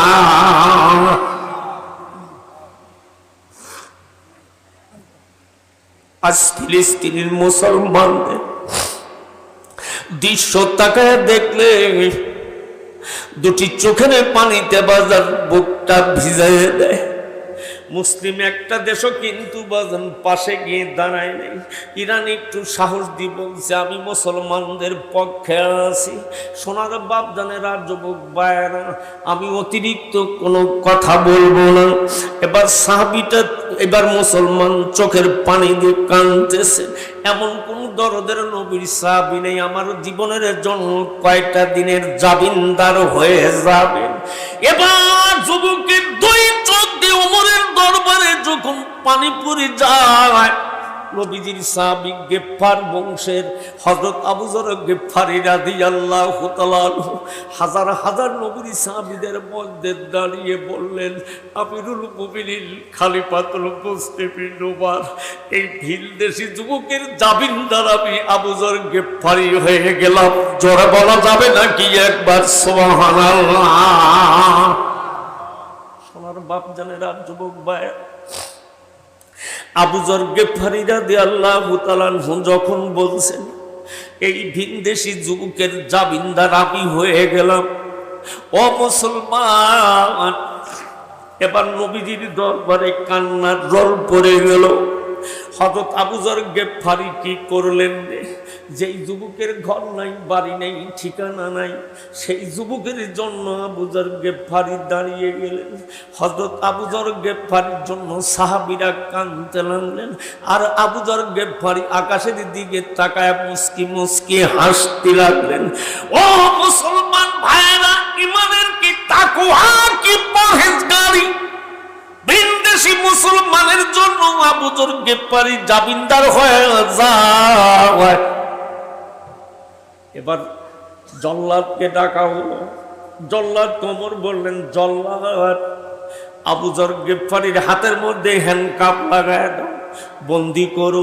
আবু যর গেফফারীকে জেলের কারাগারের মধ্যে আটকায়া দাও। ভিনদেশি যুবক মুসলমানের জন্য একটা ঘোরার ব্যবস্থা করে দাও। যুবক দেশে যাবেন, ইহুদি ব্যক্তি কিছু টাকা পাবে, পুনরায় টাকা পৌঁছায়া দিয়ে আমার দরবারে পৌঁছবে। আর যুবক যদি ফিরে না আসে রে জল, আগামী মাসের প্রথম জুমায় আবু যর গেফফারিকে জেলের কারাগার থেকে বের করবে, সুন্দর করে গোসল করাবে, জীবনের শেষ খাবারগুলি খাওয়ায় নিবে। এরপরে বিদেশি মুসলমান যদি ফিরে না আসে, আমার দরদের নবীর সাহাবী আবু যর গেফফারির কল্লা কেটে দেওয়া হবে। জরা বলা যাবে না কি একবার মারহাবা। সোনার বাপ জানেরা, যুবক ভাইয়েরা, আবু যর গেফফারি জামিনদার। আবু যর গেফফারি জেলে চলে গেলেন। ভিনদেশি মুসলমানকে ঘোড়া দেওয়া হলো। ঘোড়ার পিঠের উপর চড়ে 350 কিলোমিটার রাস্তা যুবক অতিক্রম করতে হবে। অতিক্রম করতে করতে যেদিন তিনি দেশে পৌঁছে গেলেন, আগে ইহুদি কাফেরকে তালাশ করে খুঁজে বের করলেন। ইহুদির বাড়িতে পৌঁছবার পরে ইহুদিকে ডাক দিয়ে বললেন, ভাই আমি বর্তমান ফাঁসির রায়ের আসামি, আপনি আমার কাছে কিছু টাকা পাইতেন। এই পাওনা টাকা দেওয়ার জন্য আমার দরদের নবীর সাহাবী আবু যর গেফফারিকে জামিন রেখে আমি আপনার টাকা ফিরাইয়া দিতে আসছি। আমি যদি আপনার টাকা যদি ফিরাইয়া না দিতে পারি, আপনি মুসলমানদেরকে গালি দিতেন। মুসলমানেরা ওয়াদা দিয়ে ওয়াদা রক্ষা করে নেন। এই নেন আপনার পাওনাটাকে আমাকে পূরণ, আমি আপনাকে বুঝাইয়া দিয়ে গেলাম। ভাই, জীবনে চলার গতিতে যদি ভুল হয়ে যায়, আপনি ইহুদি আমি মুসলমান, মাফ করে দিয়েন। দেখা হবে না কাল কিয়ামতের মাঠে। আপনি থাকবেন জাহান্নামে, আমি থাকবো আল্লাহর জান্নাতে। এবার যুবক বিদায় নিয়ে চলে গেলেন নিজ বাড়িতে। দেখেন, যেমন সন্তান তেমন বাবা। পিতার চরিত্র, বাবার চরিত্র যদি ভালো হয়, মার চরিত্র যদি ভালো হয়, ওই মায়ের পেটে সন্তান কিন্তু আল্লাহর জমিনে অলি হয়ে যায়। এবার যুবক বাড়িতে পৌঁছে গেলেন। পৌঁছবার পরে বৃদ্ধ বাবার কাছে দাঁড়িয়ে বললেন, বাবা গো, আমি তোমার একটাই মাত্র সন্তান, বর্তমানে আমি ফাঁসির রায়ের আসামি। ও বাবা, আমি তোমার জীবনে কোনো হক আদায় করতে পারলাম না। বাবা গো, আমাকে তুমি ক্ষমা সুন্দর দৃষ্টিতে মাফ করে দিও। তোমার কলিজার টুকরার সন্তান ফাঁসির রায়ের আসামি। আমার আঘাতে একজন মুসলমান ব্যক্তি মারা গেছে। নবীজির সাহাবী আবু যর গেফফারিকে আমি জামিন রেখে আসছি। ও বাবা, আগামী মাসের প্রথম জুমার নামাজ পড়ে আমার বিচার হবে। আমি যদি বিচারে যদি হাজিরা না দেই, যদি নবীজির সাহাবী আবু যর গেফফারির যদি কল্লা কেটে যায়, কিয়ামতের মাঠে আখিরাতের আদালতে দরদের নবীর শাফায়াত থেকে বঞ্চিত হয়ে যাব। বাবা গো, আমাকে বিদায় দাও, দেখা হবে কাল কিয়ামতের মাঠে। এবার বাবা সন্তানকে বুকের সঙ্গে জড়িয়ে ধরলেন। বাবা যেমন দুই চোখের পানি দেওয়ার সন্তানের জন্য কাঁদতে লাগলেন, এবার ছেলেটাও দুই চোখের পানি দিয়ে কাঁদে। এবার বুকের সঙ্গে বুক লাগায় জোরে ধরে কপালের শেষবারের মতো না ধরে চুমা দিয়ে দেয়। বাবা তুমি যাও, ওমরের দরবারে যে তুমি মিথ্যার আশ্রয় নেও নাই, কিয়ামতের মাঠে আখিরাতের আদালতে আমি আল্লাহর কোর্টে দাঁড়িয়ে বলবো আমি একজন সত্যবাদী মুসলমানের পিতা। জরা বলা যাবে না কি একবার সুবহানাল্লাহ। সোনার বাপ জানেরা, যুবক ভাইয়েরা, বাবার কাছ থেকে বিদায় নিলেন। যুবকটা চলে গেলেন মার কাছে। জনম দুঃখিনী মার পাশে দাঁড়ায় বলে, মা, আমি তোমার কলিজার টুকরা নারী শিরার সন্তান। তুমি 10 মাস 10 দিন পেটে ধারণ করছিলা। ও মা, কত কষ্টের বিনিময়ে ডেলিভারি করছো। 24টা আমার চোখের ঘুমকে হারাম করে দুধ পান করাইছো। আজ আমি তোমার সন্তান, তোমার জীবনে কোনো হক আদায় করতে পারলাম না। মাগো, আমাকে বিদায় দাও, দেখা হবে কাল কিয়ামতের মাঠে। মায়ের কাছ থেকে সন্তানটা বিদায় নিলেন। বিদায় নেওয়ার পরে যুবক মুসলমান নিজে গোসলখানায় ঢুকলেন। জীবনের শেষবারের মতন গোসল করলেন। এক খণ্ড সাদা কাপড় পরলেন, আর এক খণ্ড কাপড় গার মধ্যে রয়ে গেছে। ওমরের দরবারে যাবার পরে তো গোসলের সময় পাওয়া যাবে না। ভিনদেশি মুসলমান মার কাছ থেকে বাবার কাছ থেকে বিদায় নিয়ে ঘোড়ার পিঠের উপর বাদাম চড়তে লাগলেন। ঘোড়া চলতে চলতে রাস্তার মধ্যে অসুস্থ হয়ে পড়লেন। ও মুসলমান, যাইতে 350 কিলোমিটার রাস্তা, ফিরে আসতে আবার 350 কিলোমিটার রাস্তা, 700 কিলোমিটার রাস্তা অতিক্রম করতে হবে। ঘোড়াটা বাদান রাস্তার মধ্যে অসুস্থ পড়েছে। এবার আগামী মাসের প্রথম জুমার দিন চলে আসলেন। সকাল 10টা যখন বেজে গেল, এখনো যুবকের কোনো খবর পাওয়া যায় না। ও মুসলমান, হাজার হাজার মানুষ আসতেছেন মদিনার মসজিদে নববীতে জুমার নামাজ পড়বে। আমিরুল মুমিনিন খলিফাতুল মুসলিমিন ওমর মদিনার মসজিদের নববীর ইমাম। এবার আমিরুল মুমিনিন খলিফাতুল মুসলিমিন ওমর মদিনার মসজিদে নববীতে যখন জুমার নামাজের আযান হয়ে যায়, যুবকের কোনো খবর নেই। সকাল 10টা যখন বেজে গেছে, জল্লাদকে ডাক দিয়ে বললেন, জল্লাদ, আবু যর গিফারিকে জেলের কারাগার থেকে বের করে আনো, সুন্দর করে তাকে গোসল করে আনো, জীবনের শেষবারের মতন তাকে খানা খাওয়ানো। ও মুসলমান, আবু যর খালি মুস্কি মুস্কি আকাশের দিকে তাকায় হাসে। আবু যর গিফারি মুস্কি মুস্কি আকাশের দিকে তাকায় হাসে। সোনার বাপ জানেরা, যুবক ভাইয়েরা, এবার মদিনার মসজিদে নববীতে জুমার নামাজের আযান হয়ে গেল। এবার আমিরুল মুমিনিন খুতবা দিলেন। খুতবা যখন শেষ হয়ে গেল, আকামত শুরু হয়ে গেল। ভিনদেশি যুবক মুসলমানের খবর পাওয়া গেল না। আমিরুল মুমিনিনের কাতারে হযরতে ওমর প্রথম, হযরতে আবু যর গিফারি প্রথম কাতারে দাঁড়িয়ে আছে। জীবনের শেষবারের মতন ওমরের পিছনে নামাজ পড়বেন। কি দৃঢ় ঈমান, ঈমানের মধ্যে কিন্তু দুর্বলতা নাই। এবার আবু যর গিফারি আল্লাহকে ডাক দিয়ে বলে, আল্লাহ গো, একজন ভিনদেশী মুসলমান আমার একজন ভাইয়ের জন্য আমি আবু যর গিফারির জীবন যদি কুরবান হয়ে যায়, কিয়ামতের মাঠে আখিরাতের আদালতে তোমার দরবারে আবু যর গিফারির জীবন ধন্য। জোরে বলা যাবে না কি একবার সুবহানাল্লাহ? সোনার বাপদানেরা, যুবক ভাইরা, আমিরুল মুমিনিন খলিফাতুল মুসলিমিন ওমর এবার ইমামতির মুসাল্লায় দাঁড়ায় গেলেন। জুমার নামাজ শুরু হয়ে যায়। ভিনদেশি যুবকের কোনো বাজান খবর নাই।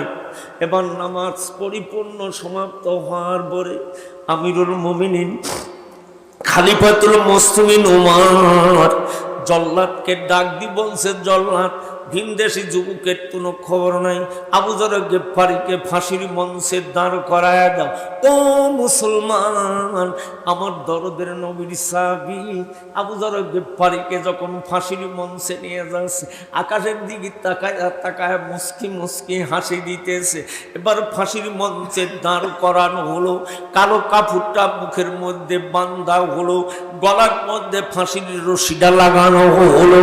এবার হযরত ওমর জল্লাদকে বলছে, আবু যর গিফারির পার নিচের থেকে পাথরটা টান দিবে, রক দুনে আগে কাটা হবে, এরপরে কল্লা কেটে দেওয়া হবে।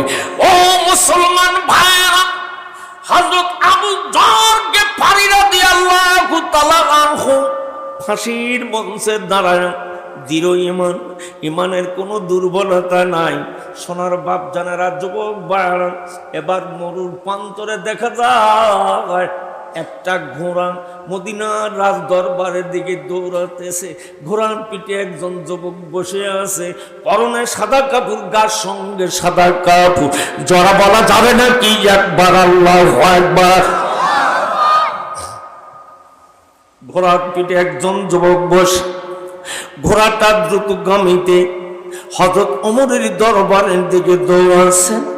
দৌড়াতে দৌড়াতে আমিরুল মুমিনিন খলিফাতুল মুসলিমিন ওমরের দরবারে যখন দাঁড়িয়ে গেলেন, যুবক মুসলমান ঘোড়ার পিঠ থেকে নেমে হযরত ওমরকে সালাম জানায়া বললেন, আমিরুল মুমিনিন খলিফাতুল মুসলিমিন ওমর, যাইতে 350 কিলোমিটার রাস্তা, ফিরে আসতে 350 কিলোমিটার রাস্তা।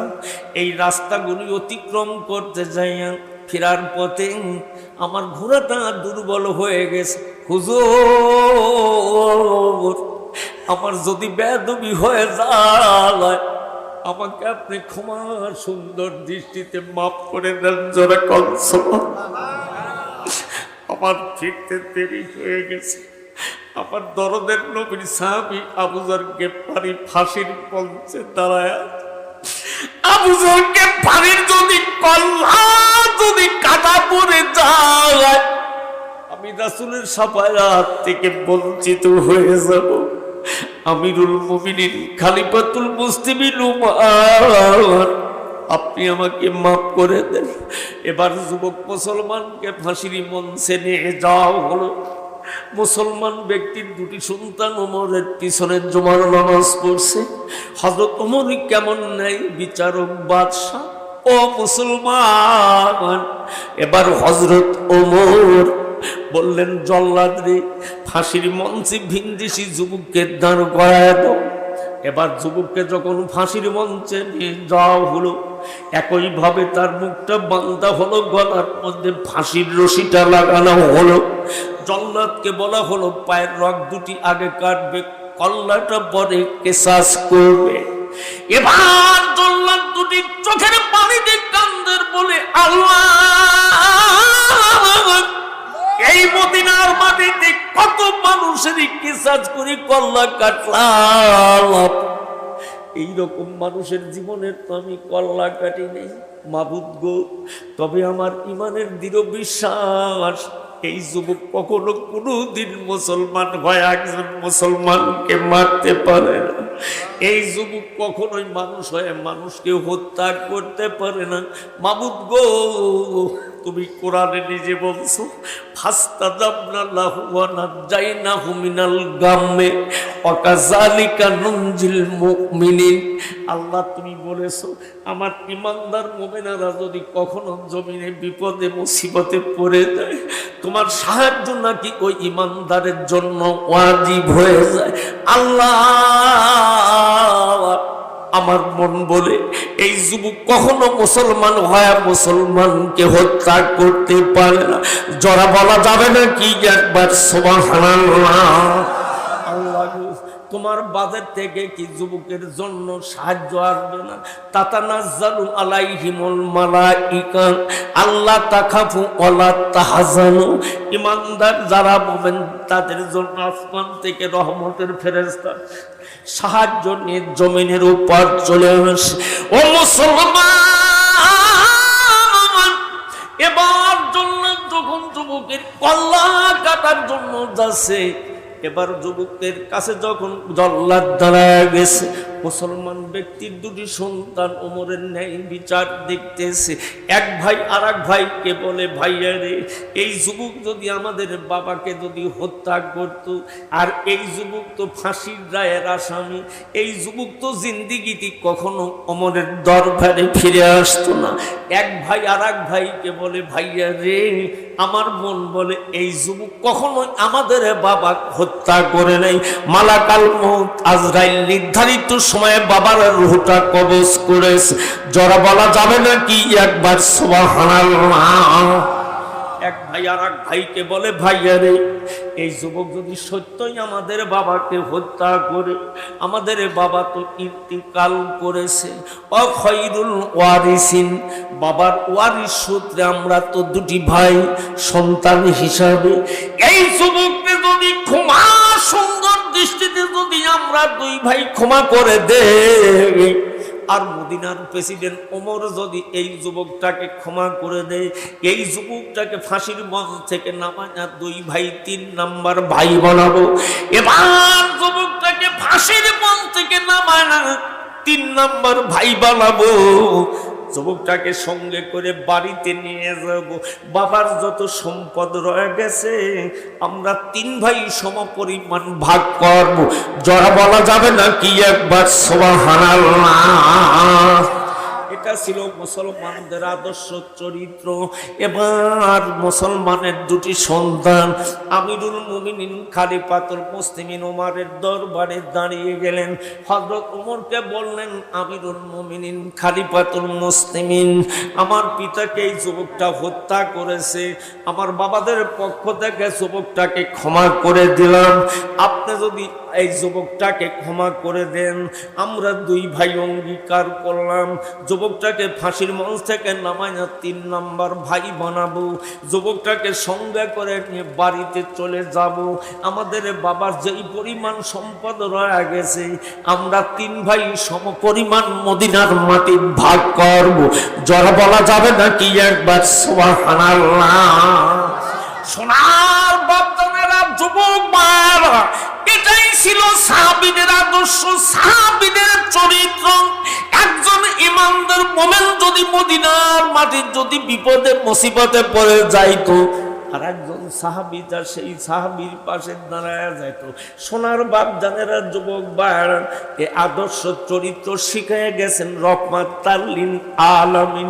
মদিনার মাটিতে ঘুমায় আছে বারান্দে, প্রচন্ড গরমের দিন। যতগুলি কথা বলে গেলাম হিদায়াতের উদ্দেশ্যে। ও মুসলমান, আমার আপনার জীবনের আমল যদি ভালো হয়, ভালো নেক আমলের বিনিময় বদ আমলগুলি আল্লাহ নামা থেকে মুছে দেবে। ইসলিহি লাকুম আমালাকুম ওয়া ইয়াগফির লাকুম যুনুবাকুম ওয়া মান ইউতি ইল্লাহা ওয়া রাসূলাহু ফাকাদ ফাযা ফাওজান আযীমা। যারা বলা যাবে নাকি একবার আল্লাহু আকবার। দুনিয়াতে সকল কাম ওরাই অর্জন করবে। হযরত আবু যর গিফারি, আল্লাহর আদালতে এত কেন দামি মানুষ আসলেন? যুবকের বাড়ি নেই, ঘর নাই, পরিচয় নাই, ইমানের কি তাকওয়া ছিল? ভিনদেশী যুবকের জন্য জামিনদার হয়ে গেল।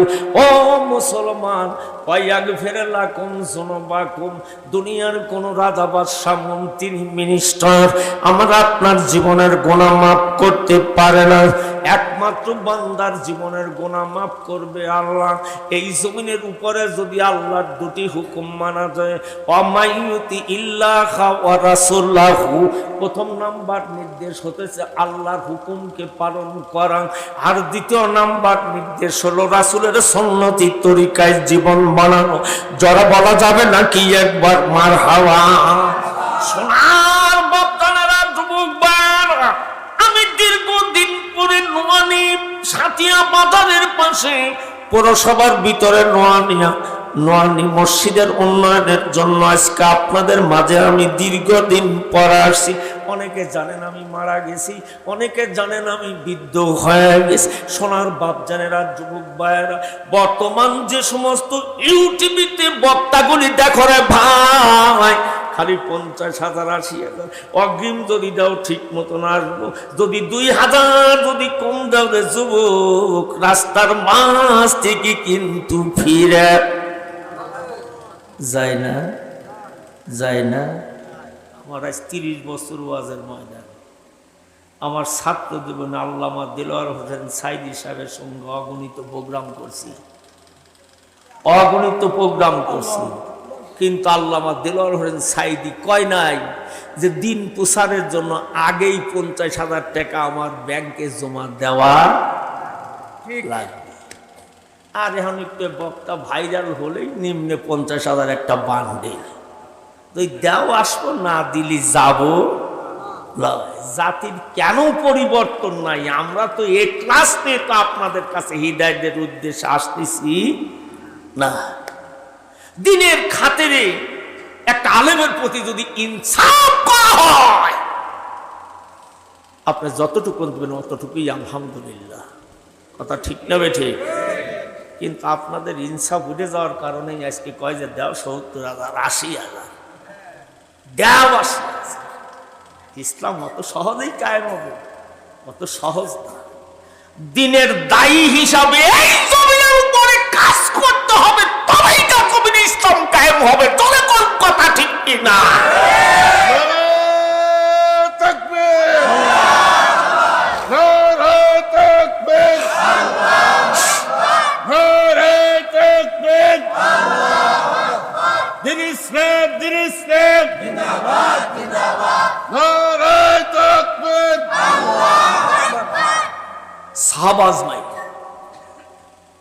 সাহাবাজমাই ঈমান আনছিলেন। ঈমান আনার কারণে তাদের বিবি বাল বাচ্চার মায়া করে নাই, ইসলামকে জমিনে বাস্তবায়ন করার জন্য তাদের তাজা জীবন কুরবান করেছেন। এমনি বিনা হিসাবে জান্নাতে যাবে? এই দিনকে জমিনে বাস্তবায়ন করার জন্য। আজ আমরা দেশে আলেম হয়েছি, লেখা জানি, পড়া জানি, আমার বুঝে আসে না। আমি আজ 30 বছর এই মাঠে ওয়াজ করতেছি। ওয়াজ করতে করতে বৃদ্ধ হয়ে গেলাম। হায়দারি সাহেব যে টল ফিগারের মানুষ, ঘন্টার পর ঘন্টা ওয়াজ করতেন। সাতিয়ার মৌলানা মাহতাবুদ্দিন কামেল মাসার প্রিন্সিপাল ঘন্টার পর ঘন্টা ওয়াজ করছেন। বাংলাদেশের এমন কোন ডিস্ট্রিক্ট নাই দিনের দায়ী হিসাবে কাজ করে নাই। কোন দিন কয় নেই যে আমার 50,000 টাকা দাও, আর তুমি একটু ভাইরাল হয়েছে 50-এর নিচে আসবেই না, আসবেই না। টাকা যদি ঠিক মতন অ্যাকাউন্টে দেওয়া যাও, না দিলি তোমার জালসা জান না যায়, জান না যায়। ও মিয়া, এই বক্তার দাওয়াত যে দিবে তারও আল্লাহর কোঠে জবাবদিহি করতে হবে, এই বক্তারও আল্লাহর কোঠে দাঁড়ায় জবাবদিহি করতে হবে। আজ বর্তমান কোরআনের মাহফিলগুলি আছে ডিজের মাহফিল, দেখ না, ধুমধারাক্কা খালি আওয়াজ হয় কিন্তু গান নেই। আগে কিন্তু রুনা লায়লা সাবিলা ইয়াসমিনের গান শোনা যাইতে না। এখন শুধু গান নাই, খালি ঢপ ঢপ, খালি আওয়াজই হয়। কি যে বুঝে যুবকরা, খালি আওয়াজ। ওই সাথে মাতাল হয়ে যাচ্ছে ওরা আবার টানে টানে। ভাই, নিজে আগে পরিষ্কার হন, নিজের বাড়ি পরিষ্কার করেন, তবে গিয়ে সন্তানগুলি পরিষ্কার হবে, তবে গিয়ে সন্তানগুলি পরিষ্কার হবে। আর আপনি যদি পরিষ্কার পরিচ্ছন্ন না হন, আপনার সন্তানগুলি জীবনেও পরিষ্কার পরিচ্ছন্ন হতে পারবে না। তো সোনার বাচ্চারা, যুবক, আমি আপনাদের খেদমতে নারাজ করে বলতেছি, ইমামে আজম আবু হানিফার জীবনে পড়ে দেখবেন 1 বছর নয়, 2 বছর নয়, দীর্ঘ 8 বছর কিন্তু জেলে কারাগারের মধ্যে বন্দী ছিলেন। সে জীবনে কিন্তু জেলের মধ্যেই মারা গেছে। আল্লামা সাইদি সাহেব যেদিন চলে যায় হসপিটালে, গাড়ির উপরে উঠতেছেন, একটা মুস্কি হাসি দিলেন জাতির সামনে দাঁড়ায়। এরপরে শোনা যায় মৌলানা দিলওয়ার হোসেন সাইদি কিন্তু মারা গেছে, তাই না? মারা গেছে। কত মানুষ তার জন্য দোয়া, হাজার হাজার মানুষ দোয়া। এরকম বহুত মানুষের জন্য বাংলাদেশে দোয়া করা হয়, এত খুলে বলবো না। বহুত আলেম ওলামাদের জন্য দোয়া করা হয়।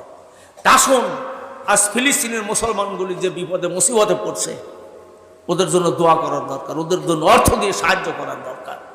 এ দেশের কত যুবক বাইতুল মুকাদ্দাসকে রক্ষা করার জন্য জীবন দেওয়ার জন্য প্রস্তুত, কিন্তু যাবার রাস্তা নাই। আসুন বাজান দে, রাত আস্তে আস্তে গভীর, প্রচণ্ড গরম করছে বাপ। তারপর দীর্ঘ 1 মাস সোজা ছিলেন, খতমে তারাবি পড়ছে। আমার একটা ছেলে আছে, আমি মরে গেলে কোনদিন স্মরণ করি না। আলেম কারে কয়? আলেম কারে কয়? কথা শুনলে বুঝবেন যে সাওয়াল একটা দুনিয়ায় থুয়ে গেছে, এটাই বলে আলেম। খালি সাওয়ালের ডাক্তার বানাবো, ইঞ্জিনিয়ার বানাবো, আমাদের টার্গেটই তো এইটি, টার্গেট এইটি। একটা ভালো হাফেজ আলেম যদি নিয়ে যাই, তুই একটা ভালো মেয়েও দিবের চাই না। তার বেটা কইছি, বাপ আমি কোনোদিন তোর বিয়ের প্রস্তাব নিয়ে যেন ফেরত যেন না আসে, তুই সেইভাবে লেখাপড়া করবি। আমার একটাই অনুরোধ তোর কাছে, তুই মোবাইল যদি ব্যবহার করিস, তবে কোনো মেয়ের সঙ্গে এই জগতে কিন্তু কথা বলিস না। এই গত রাত্রির আগের ঘটনা, উল্লাপাড়া ওয়াজ করতেছি, বেড়া এসে চা খাবো, পান খাবো, আর একজন মৌলানা ছিলেন সাথে। সেই বরিশাল থেকে একটা মেয়ে চলে আসি ডাক নিয়ে, ইউনিয়নের রাজাপুর জায়গার নাম, কোনে বরিশাল আর কোনে ডাক নেই, পাবনা, কোনে ব্রাহ্মণবাড়ি আর কোনে পাবনা মেন্টাল হসপিটাল। দেখছেন এই খালি ফেসবুকে মোবাইলে পরিচয়। বাপও বাইসে যাচ্ছে, মেয়ের বাপও বাইসে যাচ্ছে। বিয়ে দিতে তো দুজনের টাকা লাগতেছে না, তাই না? একবার উঠে আসে বসতে পারলেই হয়। তাই না? না মাইনে পাচ্ছেন, কষ্ট আছে। এখন দেখা যায় যুবকরা সাধারণ মেয়েরে ভালোবাসতে চায় না, যারা 2-3টে পোলাপানের মাও তারে খালি খোঁচায়, তারে খোঁচায়। একবার যদি বাইতে এসে যদি উঠে বসে, ভাই হাই রে অবস্থা, এলাকা জানাজানি হয়ে যায়, মিডিয়া চলে আসে, চেয়ারম্যান আসে, এলাকার পরামানিকরা আসে, বলে আমি আইসি, আমাকে একটা ব্যবস্থা করে দেন, আমার যা ছিল সব দিছি। কারণ বাধ্য কিন্তু ওই যুবকের বিয়ে শাদী করা লাগে। তো ভাই এখনো জীবনের সময় আছে, তওবা করে আল্লাহর কাছে ফিরে আসুন। তুমি যদি সমুদ্রের ফেনা পরিমাণ গুনাহ করো, তাও কিন্তু আল্লাহ মাফ করে দিবে। এ কথা কার? আল্লাহ। চুরি করছো, ব্যভিচারী করছো, ডাকাতি করছো, মদ খাইছো, যা করার দরকার তাই করছো, জীবন এমন কোনো গুনাহ নাই যে কোটা নাই। তুমি খালি একবার তওবা করে ফিরে আসো যে আল্লাহ আমি আর জীবনে আর করবো না, আমি ভুল করছি। ইবলিস আদমকে সিজদা করার না করার কারণে ওয়াস্তাকবারু ওয়া কানা মিনাল কাফিরিন, কাফেরে পরিণত। আল্লাহ কয় জিবরাইল, আল্লাহ কয় জিবরাইল, আমার আদমের কবরের কাছে যদি এখনো সিজদা করে আমি মাফ করে দেবো, ও যদি এখনো সিজদা দেয় আমি আল্লাহ মাফ করে দেবো। আজরাইল কয় আল্লাহ তাজা থাকতে করলে আমরা মরা মানুষই সিজদা করবো? হ্যাঁ, জাহান্নামে যাই আমি আজাদিল যাই, তখন মোরা আদমকে আমি সিজদা করতে পারবো না। আল্লাহর এত দয়া, এত মায়া। তো বাজান রে, সারাটা মানুষ সোজা ছিলাম বাপ, আমি 12:30টায় মনে করবো তাবারক আছে, তাবারক আছে। মাম বানাল্লাহু মাসজিদান বানাল্লাহুল্লাহু বাইতান ফিল জান্নাহ। একটা মানুষ উঠবে না, একটা মানুষ উঠবে না, টাকা পয়সা দেওয়া না দেওয়া মনে করে দেওয়া লাগবে। যাদের মা বাবা দুনিয়ায় জীবিত আছে, রাসূল বলছেন তার 2টি বেহেশত বাইত আছে, 2টি বেহেশত বাইত, ফজর টু ঈশা, ঈশা টু ফজর। একজন যার আছে, একটা জান্নাত জীবিত আছে। যাদের 2জনই মাটির কবরে চলে গেছে, মা আর বাবা, ওই যুবকের জন্য 2টি বেহেশতের দরজাই বন্ধ হয়ে গেছে। দাসো ভাই, যাদের মা বাবা মারা গেছে, আমি একটু অনুরোধ করে বলবো, আলেম মানুষ, দীর্ঘদিন পরে আসছি, আমি দোয়া করি, আমি মারা যাওয়ার পরে একটু দোয়া করেন। আর কোনো দিন যদি মরে যাওয়ার পরে প্রয়োজন হয়, আমার ছেলেটার নাম হাফেজ মাওলানা আবু বকর সিদ্দিক, হাফেজ মাওলানা আবু বকর সিদ্দিক। এদিকে হাফেজ, এদিকে আলেম, রানিং 21 বছর বয়স চলতেছে, দারুল আমান ট্রাস্টে এবার ইন্টারমিডিয়েট পরীক্ষা দেবে, আলেম পরীক্ষা দেবে। দোয়া করবেন। আমার জীবনে বড় আশা, যেটা যোগ্য আলেম বানাচ্ছিয়ে যাব। আমি মরে যাওয়ার পরে যেতে দেশের মানুষ বলে যে না, একটা পাবনাতে একটা নেক সন্তান আছে, আলেম আছে, তার আদর্শ দিয়ে আমি চরিত্র দিয়ে সেইভাবে আপনাদের নেক আমি তৈরি করছি। আল্লাহ যেন তাকে বড় মুহাক্কিক, বড় ফকি আলেম বানায়। আল্লাহ যেন তাকে ইলমে লাদুন্নি দান করে। যেরকম আল্লাহুম্মা আমিন। আসো বাজান রে, আমি আপনাদের আর বিরক্ত করব না। সোনার বাচ্চারা, যুবক ভাইরা, যাদের মা আর বাবা মাটির কবরে চলে গেছে, আজকের মাহফিলে প্রচন্ড গরমের মধ্যে 3রা বৈশাখ, বাজান রে, আপনারা যারা বসে রয়ে গেছে, দীর্ঘ একটা মাস সাধনা করেছেন, আসুন, জান্নাতের দরজা, জাহান্নামের দরজা বন্ধ ছিল, ওই জাহান্নামের দরজা কিন্তু আবার খোলা পড়ে গেছে। আসো বাজান, ওই মা বাবার জন্য একটু দোয়া করে যাব।